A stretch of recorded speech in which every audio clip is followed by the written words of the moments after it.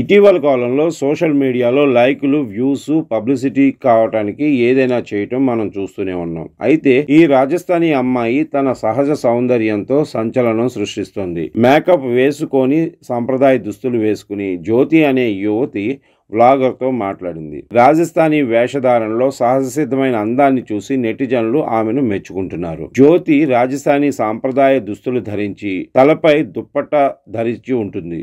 బింది, చెవిపోగులు, bangles ధరించి traditional లుక్తో అందరి దృష్టిని ఆకర్షిస్తుంది ఈ యువతి వ్లాగర్తో మాట్లాడుతుంది. ఈ సమయంలో నవ్వు ఆపుకోలేకపోతుంది. ఇప్పటి వరకు నేను మాట్లాడిన వీడియో ఎవరూ రికార్డ్ చేయలేదని ఆమె సిగ్గుపడుతూ చెప్పింది. నెము అనే ఖాతాలో ఆమె యొక్క అందమైన వీడియో షేర్ చేయబడింది.